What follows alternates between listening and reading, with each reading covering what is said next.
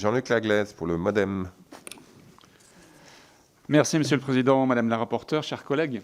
La crise sanitaire a fortement ralenti le rythme des constructions et des rénovations, avec des conséquences délétères pour le cadre de vie de nos concitoyens qui disposent d'un logement ou qui sont à sa recherche, pour les parties prenantes du secteur et pour l'aménagement de nos territoires.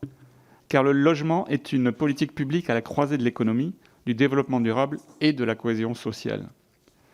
Cette crise est d'autant plus grave qu'elle est venue s'ajouter à une longue période de disette pour le secteur du bâtiment et de la construction, avec un gel des projets en cours dans de nombreuses métropoles, en raison notamment des campagnes pour les élections municipales.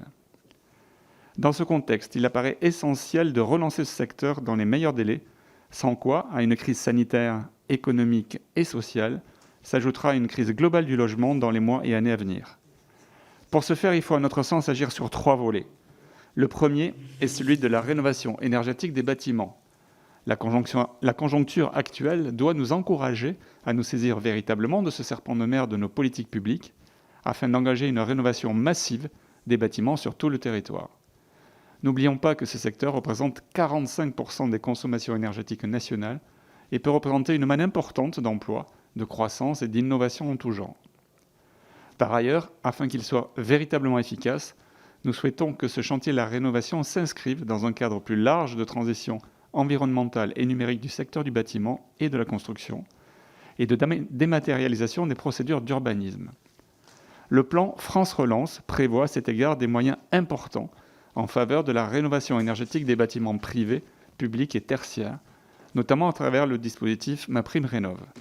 Mais au-delà de ces moyens additionnels, nous devons impérativement améliorer la lisibilité et l'accessibilité des nombreux dispositifs existants déjà. Le second volet est celui de la sobriété foncière. L'objectif de zéro artificialisation nette ne doit pas constituer une entrave à la relance de la construction, mais nous pousser à changer de paradigme et à promouvoir un urbanisme circulaire pour des villes plus durables et plus désirables. À ce titre, 2 mesures permettront aux collectivités de faire émerger ce type de projet vertueux. La première, la création d'un fonds de 300 millions d'euros pour financer des opérations de recyclage des friches urbaines et industrielles dans le cadre de projets d'aménagement urbain, de revitalisation des centres-villes et de relocalisation d'activités. La seconde, la création d'un dispositif financé à hauteur de 350 millions d'euros sur 2 ans pour aider les collectivités locales à construire plus dense en versant une prime aux maires accordant des permis de construire permettant de limiter l'artificialisation et l'étalement urbain. Avec ces 2 mesures que je défends de longue date avec vous dans cette salle, il s'agit de soutenir la construction de logements et le développement d'équipements publics et autres aménités urbaines en utilisant de manière optimale les surfaces disponibles. Celles-ci seront également accompagnées d'adaptations de la taxe d'aménagement favorable à la sobriété foncière et à la lutte contre l'artificialisation des sols, comme l'exonération pour certaines places de stationnement ou l'élargissement à certaines actions de renouvellement urbain ou de renaturation. Le troisième volet, enfin, n'est pas des moindres puisqu'il s'agit de la réforme de nos dépenses fiscales. Ce volet est en vérité une conséquence des 2 premières priorités puisque, même s'il nous faut encore transformer, simplifier et accélérer l'acte de construire, la relance du secteur du logement ne sera à terme possible que si nous mettons en cohérence nos dispositifs fiscaux avec nos objectifs. Or, certaines aides fiscales actuelles ne sont pas tout à fait cohérentes avec nos objectifs de sobriété foncière, de rénovation et de maîtrise des prix.